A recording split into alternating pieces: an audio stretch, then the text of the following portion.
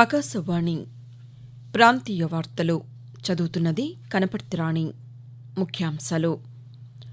ప్రధానమంత్రి నరేంద్ర మోదీ ఈ రోజు నుండి 2 రోజుల పాటు గుజరాత్లో పర్యటిస్తారు. తెలంగాణ ప్రభుత్వం చలనచిత్ర పరిశ్రమ అభివృద్ధికి సహకారం అందిస్తుందని ముఖ్యమంత్రి రేవంత్ రెడ్డి పేర్కొన్నారు.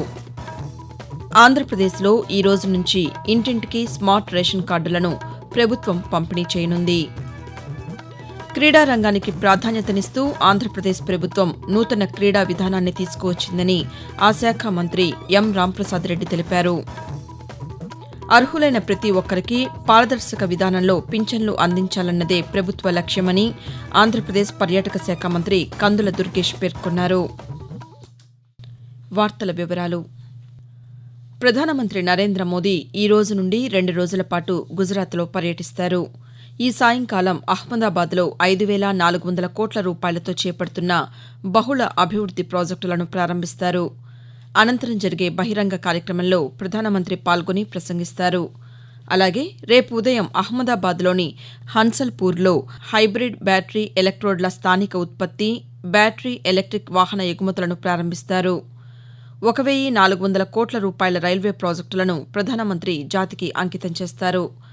అహ్మదాబాద్ మెహసానా పాలన్పూర్ రహదారిపై 6 వరుసల అండర్ పాస్ల నిర్మాణానికి, అహ్మదాబాద్ విరామ్గామ్ రహదారిపై రైల్వే ఓవర్ బ్రిడ్జికి కూడా ప్రధానమంత్రి శంకుస్థాపన చేస్తారు.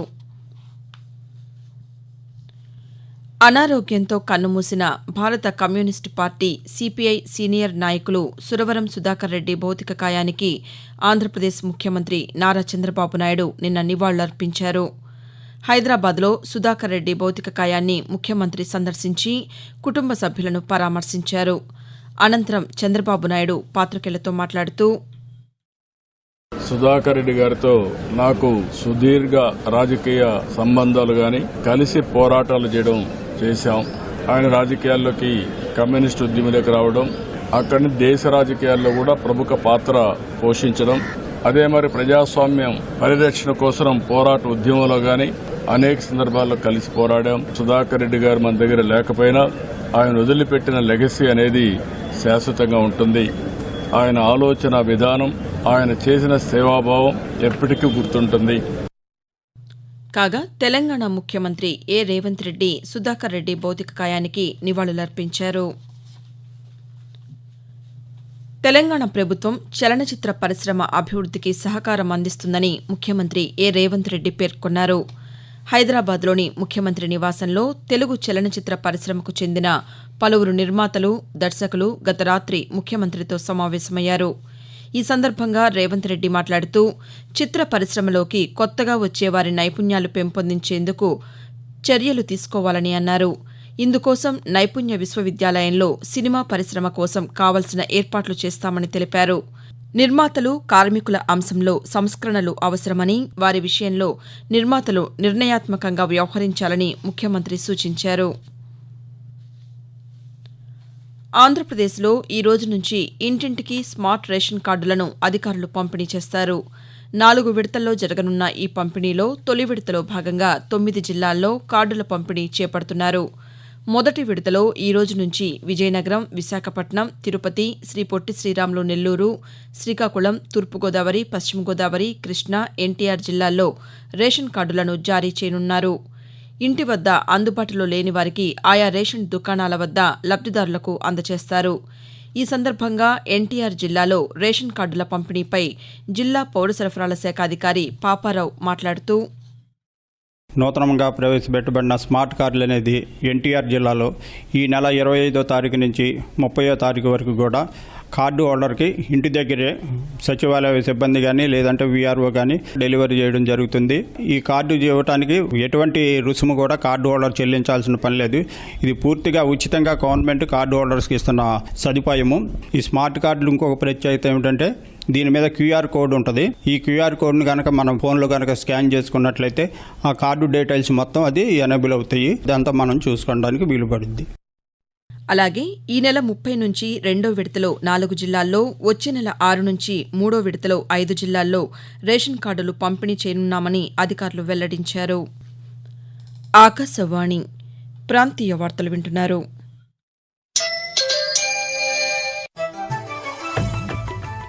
నిరంతర వార్తా విశేషాల కోసం ఆకాశవాణి సామాజిక మాధ్యమ వేదికలైన న్యూస్ ఆన్ ఎయిర్ యూట్యూబ్ ఛానల్ను, newsonair.gov.in వెబ్సైట్ను, ట్విట్టర్లో ఆల్ ఇండియా రేడియో న్యూస్ను వీక్షించండి. తెలుగు ప్రాంతీయ వార్తా విశేషాల కోసం ఆకాశవాణి న్యూస్ విజయవాడ మరియు ఆకాశవాణి న్యూస్ విశాఖపట్నం యూట్యూబ్ ఛానల్స్ను వీక్షించండి.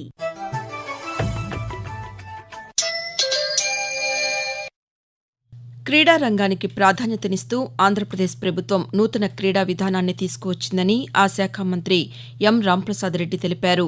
ఈ నెల 29న జాతీయ క్రీడా దినోత్సవాన్ని పురస్కరించుకుని రాష్ట్ర క్రీడా ప్రాధికార సంస్థ శాప్ ఆధ్వర్యంలో తిరుపతిలో అమరావతి ఛాంపియన్షిప్ 2025 రాష్ట్ర స్థాయి పోటీలు మంత్రి నిన్న ప్రారంభించారు. ఈ సందర్భంగా రాంప్రసాద్ రెడ్డి మాట్లాడుతూ ప్రభుత్వం ఏర్పాటైన 14 నెలల్లోనే క్రీడా పరంగా ఈ రాష్ట్రంలో ఎన్నో మార్పులు తీసుకురావడం జరిగింది. ఎప్పుడు ఏ రాష్ట్రానికి లేని విధంగా క్రీడా పాలసీని ఇక్కడ రూపకల్పన చేయడం జరిగింది. ఇన్ఫ్రాస్ట్రక్చర్ పరంగా ఉమ్మడి రాష్ట్రం విడిపోయిన తర్వాత ఆంధ్ర రాష్ట్రం ఇక్కడ అన్ని తీసుకొని రావాలని చెప్పి ముందుకెళ్తున్నాం. రాబోయే కాలంలో తిరుపతి కూడా ఒక క్రీడా హబ్ గా తయారైతుందని నేను విశ్వసిస్తున్నా. ముఖ్యంగా 4 జోన్లైన వైజాగ్, విజయవాడ, అలాగే తిరుపతిలో కూడా క్రీడా రంగాన్ని ప్రోత్సహించేదానికి కార్యక్రమాలు చేపడతాం. ఆంధ్రప్రదేశ్లో ఆయుర్వేద, హోమియో, యునానీ ఔషధాల తయారీ యూనిట్లు, దుకాణాల నిర్వహణ రెన్యువల్ కోసం ఈ రోజు నుంచి మేళాలు నిర్వహిస్తున్నట్లు ఆయుష్ శాఖ సంచాలకులు కె దినేష్ కుమార్ ఒక ప్రకటనలో తెలిపారు. ఉమ్మడి తూర్పుగోదావరి, పశ్చిమ గోదావరి, కృష్ణా జిల్లాలకు చెందిన తయారీ యూనిట్లు, దుకాణాల యజమానులు, వ్యాపారుల కోసం ఈరోజు, రేపు ఏలూరులోని ఆయుష్ రీజనల్ డిప్యూటీ డైరెక్టర్ కార్యాలయంలో మేళా నిర్వహిస్తున్నామని తెలిపారు. సెప్టెంబర్ 1-2 తేదీల్లో ఉమ్మడి గుంటూరు, ప్రకాశం, నెల్లూరు జిల్లాలకు ఒంగోలులోనూ, సెప్టెంబర్ 8-9 తేదీల్లో ఉమ్మడి కర్నూలు, కడప, అనంతపురం, చిత్తూరు జిల్లాల వారికి కడపలో మేళాలు నిర్వహిస్తున్నట్లు వెల్లడించారు. అర్హులైన ప్రతి ఒక్కరికి పారదర్శక విధానంలో పింఛన్లు అందించాలన్నదే ప్రభుత్వ లక్ష్యమని ఆంధ్రప్రదేశ్ పర్యాటక శాఖ మంత్రి కందుల దుర్గేష్ అన్నారు. తూర్పుగోదావరి జిల్లా నిడదవోలులోని క్యాంపు కార్యాలయంలో నిన్న నిర్వహించిన పాతికేయుల సమావేశంలో మంత్రి మాట్లాడారు. దివ్యాంగుల పింఛన్లు తొలగిస్తున్నారంటూ జరుగుతున్న ప్రచారంలో వాస్తవం లేదని తెలిపారు. అర్హులెవరికైనా పింఛన్ తొలగిస్తే మళ్లీ ఇచ్చేందుకు చర్యలు తీసుకుంటామని, ఈ విషయంలో ఆందోళన చెందాల్సిన అవసరం లేదని మంత్రి స్పష్టం చేశారు. కెనడాలోని విన్నీపెగ్లో జరుగుతున్న ప్రపంచ యూత్ ఆర్చరీ ఛాంపియన్షిప్ 2025లో భారత్కు చెందిన శార్వరి సోమనాథ్ షిండే స్వర్ణ పతకాన్ని గెలుచుకుంది. అండర్ 18 మహిళల వ్యక్తిగత విభాగంలో నిన్న జరిగిన ఫైనల్స్లో దక్షిణ కొరియాకు చెందిన కిమ్ యవాన్ను 6-5 తేడాతో ఓడించింది. దీంతో ప్రపంచ యూత్ ఆర్చరీ ఛాంపియన్షిప్ టోర్నమెంట్లో స్వర్ణం గెలిచిన 2వ భారతీయ మహిళగా సోమనాథ్ షిండే నిలిచారు. వాతావరణం. వాయువ్య బంగాళాఖాతంలో ఒడిషా, పశ్చిమ బెంగాల్ తీరాలకు సమీపంలో ఈరోజు అల్పపీడనం ఏర్పడే అవకాశం ఉందని అమరావతి వాతావరణ కేంద్రం తెలియజేసింది. దీని ప్రభావంతో ఈరోజు, రేపు ఆంధ్రప్రదేశ్లోని ఉత్తరాంధ్ర జిల్లాల్లో పలుచోట్ల మోస్తరు నుంచి భారీ వర్షాలు కురిసే అవకాశం ఉందని వాతావరణ శాఖాధికారి ఎల్ నారాయణ తెలియజేస్తూ ఉత్తర కోస్తా ఆంధ్రప్రదేశ్ మరియు యానాంలో ఈరోజు తేలికపాటి నుండి ఒక మోస్తారు వర్షాలు లేదా జల్లులు 1 లేదా 2 చోట్ల కురిసే అవకాశం ఉంది. భారీ వర్షాలు 1 లేదా 2 చోట్ల కురిసే అవకాశం ఉంది. దక్షిణ కోస్తా ఆంధ్రప్రదేశ్ మరియు రాయలసీమలో తేలికపాటి నుండి ఒక మోస్తారు వర్షాలు లేదా జల్లులు 1 లేదా 2 చోట్ల కురిసే అవకాశం ఉంది. బలమైన గాలులు గంటకు 30 నుంచి 40 కిలోమీటర్ల వేగంతో వీచే అవకాశం ఉన్నది. మరోవైపు తెలంగాణలోనూ అల్పపీడన ప్రభావంతో అక్కడక్కడ మోస్తరు వర్షాలు కురిసే అవకాశం ఉందని హైదరాబాద్ వాతావరణ కేంద్రం తెలిపింది. ప్రాంతీయ వార్తలు ముగించే ముందు ముఖ్యాంశాలు మరోసారి. ప్రధానమంత్రి నరేంద్ర మోదీ ఈ రోజు నుండి 2 రోజుల పాటు గుజరాత్లో పర్యటిస్తారు. తెలంగాణ ప్రభుత్వం చలనచిత్ర పరిశ్రమ అభివృద్ధికి సహకారం అందిస్తుందని ముఖ్యమంత్రి ఏ రేవంత్ రెడ్డి పేర్కొన్నారు. ఆంధ్రప్రదేశ్లో ఈ రోజు నుంచి ఇంటింటికి స్మార్ట్ రేషన్ కార్డులను ప్రభుత్వం పంపిణీ చేయనుంది. ఆకాశవాణి ప్రాంతీయ వార్తలు ఇంతటితో సమాప్తం. తిరిగి 7 గంటల 5 నిమిషాలకు జాతీయ వార్తలు వింటారు.